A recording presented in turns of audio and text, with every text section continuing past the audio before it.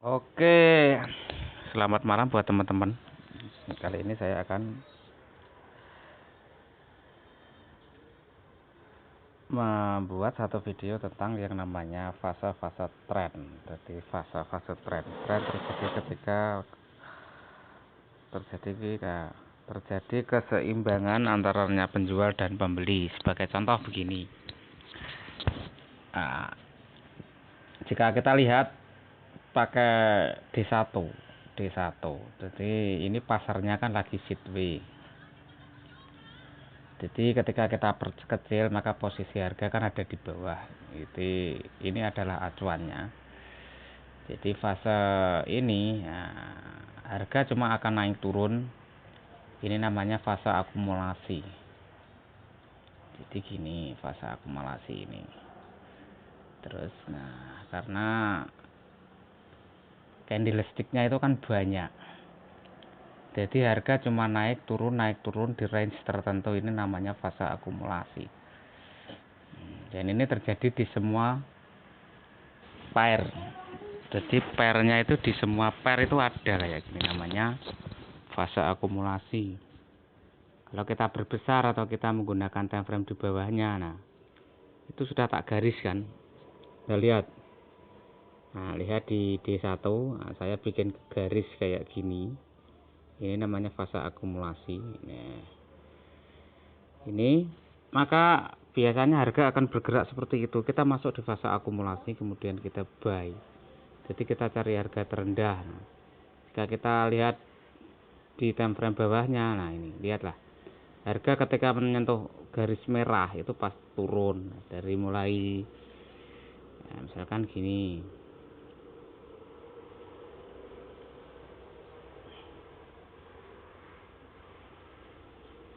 Iya kan, ini garis merah atas sama bawah ini sampean mengatakan ada support dan resisten enggak. Ini namanya fase akumulasi. Jadi fase akumulasi biasanya kayak gini. Sesudah mengalami masa fase kayak gini biasanya harga akan melesat naik. Nah ini cuma kayak gini ya. Nah kita lihat di Euro USD.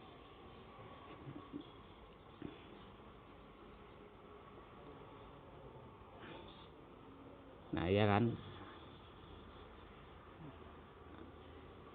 ini jadi jika Anda mau masuk market kayak gini, ini namanya fase akumulasi. Anda harus mencari fase ini di bawah time frame yang Anda sukai. Jika Anda ketemu fase kayak gini dan menemukan harga terendah, maka Anda bisa buy. Ini kan.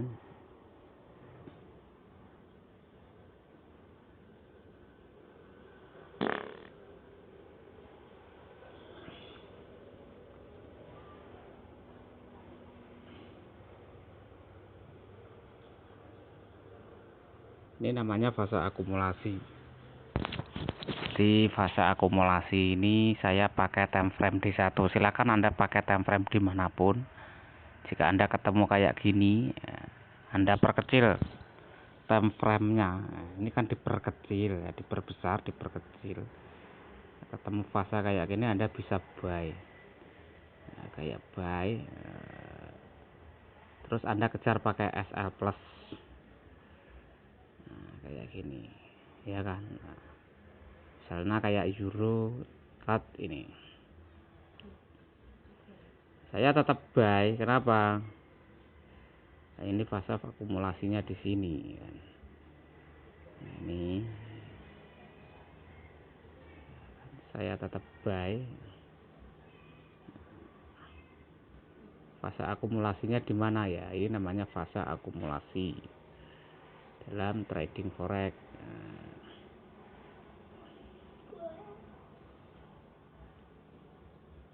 Ya, nah di sini lah. Saya akan membuat dua garis atas dan bawah kayak gini. Nah, diperkecil dulu, diperbesar. Nah, ini saya buy Kalau sudah kayak gini, apa yang saya lakukan? Ketika saya buy, kita perkecil, saya suka pakai time frame D1. D1 itu adalah time frame yang menurut saya paling enak. Jadi karena saya menggunakan time frame D1, tidak apa-apa kalau sampean menggunakan time frame di bawah H1 ya silahkan. Tapi ini adalah acuan saya untuk trading forex, yaitu pakai D1. Karena D1 itu adalah range 1 tahun di sebuah mata uang. Nah, kalau kita sudah running profit kayak gini, yang perlu kita lakukan adalah kita pasang SL plus. SL plus, misalkan Anda ingin SL plus, ya silahkan Anda taruh SL plus, dilihat di time frame D1. Ini silahkan Anda pasang di SL plusnya adalah 1757. Nah, 1757. Nah, nanti kan begitu ya, misalkan 1755, terus harga naik, naikkan lagi. Jadi cara ngejar SL plus itu adalah satu grid, misalkan 450, harga naik, dinaikkan lagi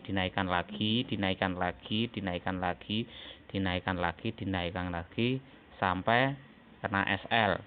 Nah, lalu bagaimana? Anda cukup 2 garis kayak gini. Nah, ini adalah fase akumulasi. Kayak gini. Nah, ketika harga nanti ini turun, jadi kan misalkan misalkan harganya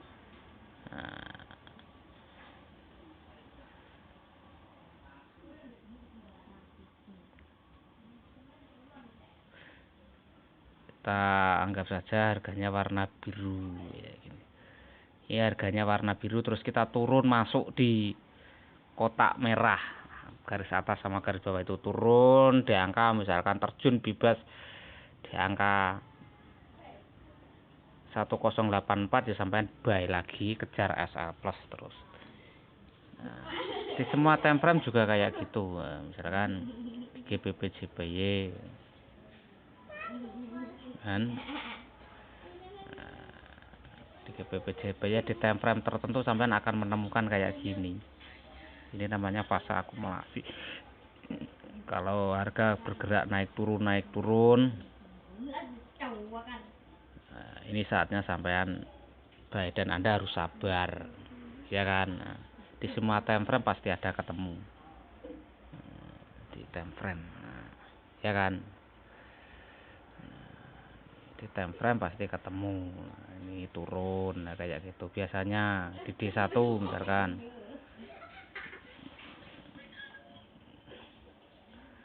D1 misalkan. Nah, ini dia fase akumulasinya ada di mana, yaitu lihat ini pasti kayak gini. Nah, ini namanya fase akumulasi. Jika ketemu candlestick jejer-jejer banyak, di situ sampean bisa masuk. Terserah Anda mau time frame berapa, suka di pair mana. Kan lihat, ini namanya fase akumulasi. Ini kalau ketemu kayak gini, ya bikin garis kayak gini. Garis biru atas sama bawah itu adalah batasannya. Jika Anda tapi ya itu tadi, nah, diperkecil nggak apa-apa, diperkecil. Dengan begitu kan Anda akan menemukan lebih genah ketika ada kayak gini, menemukan candlestick kayak gini, tumpuk-tumpuk kayak gini ya, ini kan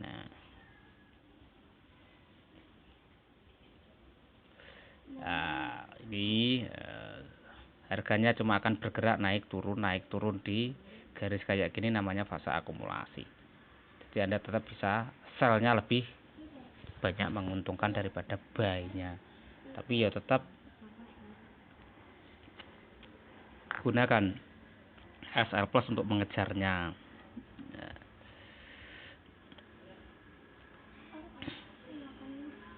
Ya kan, Di Euro AUD saya tetap buy. Euro AUD tetap buy.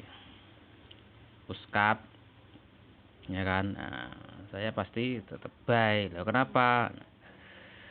Nah, karena garisnya ada di, saya bikin garis kayak gini. Diperkecil dulu time frame-nya ya kan. Nah, terus cari harga terendah. Ini kan daerah terendah. Nah, ini buat patokan saja. Ini kalau nggak bisa, ini buat patokan. Bikin garis kayak gini. Nah, terus ini kan banyak itu candlestick yang melumpuk, naik turun kayak gini. Kita bikin kayak gini. Nah, ini sebagai acuan entry kita. Jadi jika harga melewati, ini kan melewati areal sini, menembus sini, nah, Anda bisa buy. Tapi tetap saya sarankan hemat lot. Nah, syukur jika harga ini menyentuh garis bawah. Nah, kan garis bawah biru bawah itu bisa melewati itu, nah, maka Anda bisa hold sangat lama. Jadi di situ Anda akan menemukan rasio lebih besar profit. Ini sebenarnya bukan holy grail, tapi ini adalah cara saya dalam trading forex.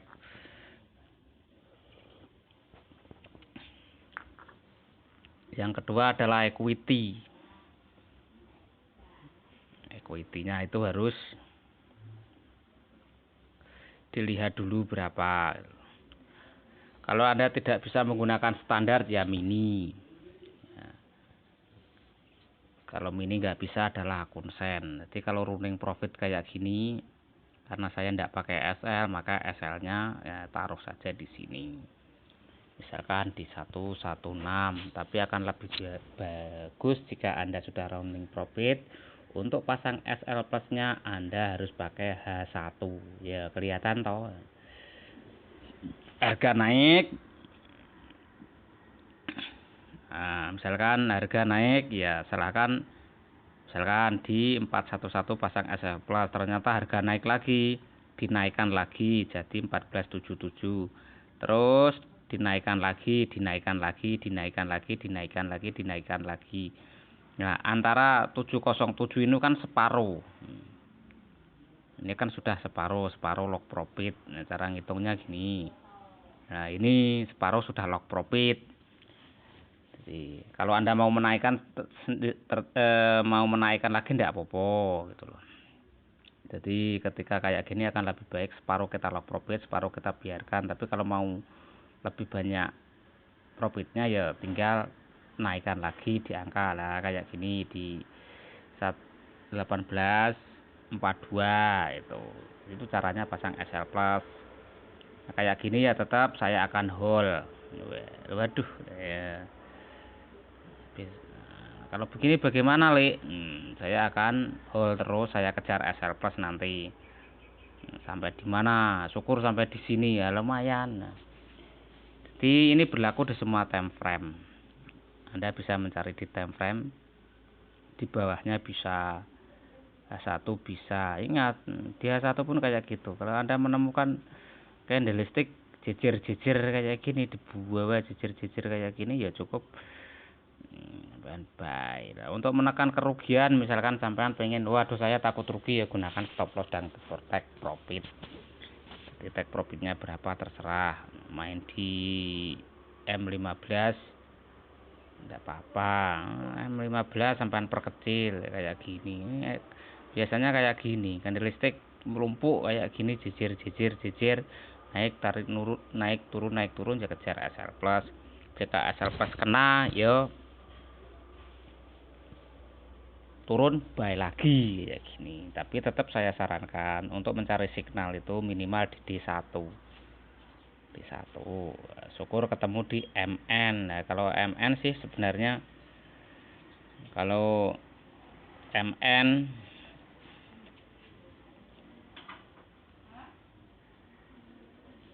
MN kan di atas. MN kan di atas, ya kan. Tapi tetap saya sarankan minimal carilah di D1. D1 saja itu minimal. Jadi kalau ketemu MN yuk silahkan. Contohnya misalnya kita cari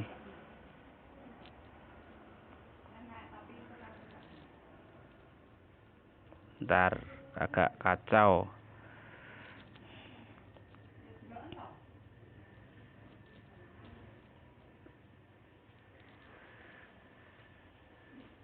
Misalkan kita cari USD3. Nah, USD3 ini kan harganya paling tinggi, syukur ketemu di MN. Jika MN kayak gini ya hati-hati, karena USD3 walaupun tinggi di semua time frame kan juga tinggi. D1 tinggi, D1 tinggi, H4 tinggi, H1 tentu tinggi. Nah, tapi karena pair eksotik kayak gini ya hati-hati, tapi tetap saya sarankan adalah carilah di major pair. Ya kan, nah, D1 nah, kayak gini. USD CHF kenapa? Tetap saya pegang buy. Kenapa? Misalkan kayak gini ya. Nah, kayak gini ya, udah tetap sampean cari buy. Ini cara mudah dalam trading forex. Syaratnya adalah sampean perkecil dulu, time frame-nya diperkecil dulu. Dengan time frame kayak gini kan genah. Nih, cek semua. Kayak gini. AUD, USD ya gini kan. Nah, jika Anda perkecil nah, kayak gini, nah, terus sampean bikin kayak gini. Nah, jika melewati tengah-tengah kotak garis atas sama bawah, silakan Anda sell dengan satu catatan hemat lot. Kalau sampai ndak hemat yuk ambiar sampean. Nah, itu caranya. Yang kedua adalah equity. Equity ini anggap saja akun demo. Jadi anggap aja akun demo, artinya ini tidak saya sarankan. Jadi tidak saya sarankan untuk akun real. Nah, walaupun ini akun real, tapi anggap aja akun demo. Ini tidak apa-apa akun demo. Jadi akun demo nggak apa-apa. Misalkan kayak gini ya. Wah tinggi kan. Misalkan saya pengen pasang SL plus pakai akun demo saja untuk tes ya.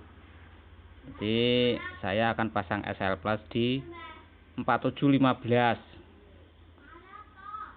4715.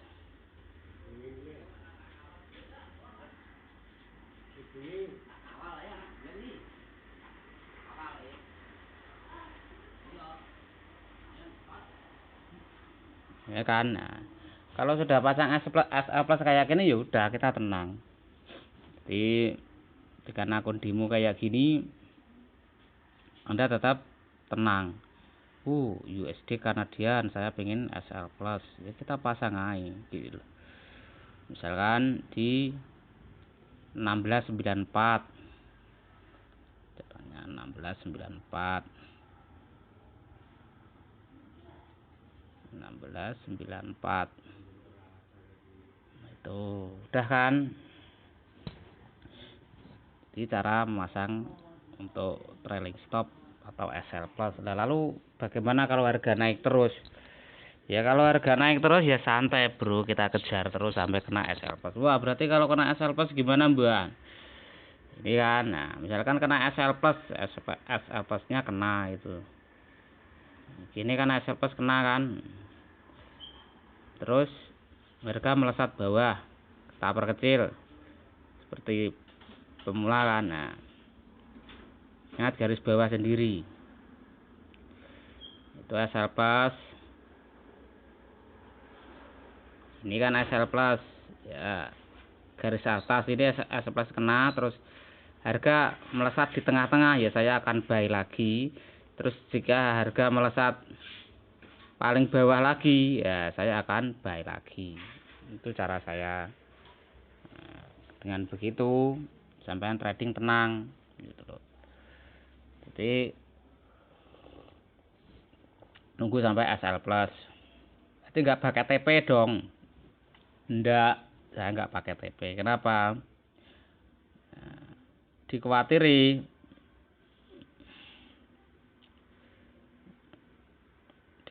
gini.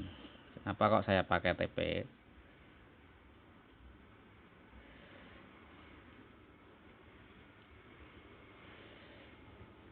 Nah, ini kan harga. Terus ternyata harganya naik terus. Sampai tengah kayak gini. Ya, saya tinggal nunggu bayaran. Ini cara yang paling sederhana dalam trading forex. Dan saya menggunakan SL plus. Anda bisa main di time frame tertentu. Nah, caranya untuk mencari signal, install semua menu pair, misalkan terserah SL nya mau berapa, misalkan Audi JPY ini udah kelewat momen, Audi NSZ kelewat momen, CFHJP ya kelewat momen. Mana sih? Berarti mana yang kelihatan cocok? Ya paling dekat adalah USD CHF. Kayak gini. Terus kayak gini. Ini kan udah, nah ini lihat garis tengah-tengah ini. Nah ini kan, nah ini nih. Ini kan candlesticknya. Nah, saya cukup buy. Saya modal kecil saja dulu. Nah, ini kan, nah, saya buy di sini. Nah, mungkin sampean pengen gini, waduh. Lalu apakah sampean bisa OP di sini terus bagaimana kalau harganya turun? Harganya turun, misalkan sampean turun lagi dari sini, ternyata harganya turun ke sini di 0049 ya, sampean bet lot lagi menjadi 020. Jika turun lagi ya silahkan bet lagi, karena ini harganya paling rendah di TFD1, kemungkinan ya akan naik. Itu cara yang paling mudah dalam trading forex. Caranya itu yang saya ajarkan, minimal carilah signal di D1. Otomatis dengan D1 time frame di bawahnya juga akan di bawah walaupun nggak terlalu. Nah, gini. Carilah signal minimal di D1. Jika harga menyentuh paling bawah, ya silahkan. Termasuk caranya menggunakan SL plus ini. Nah, sudah saya pasang SL plus caranya masangnya kayak gitu. Itu saja yang saya sampaikan, mudah-mudahan bermanfaat bagi trading forex Anda. Semoga tutorial sederhana ini membantu dalam Anda trading forex. Assalamualaikum warahmatullahi wabarakatuh.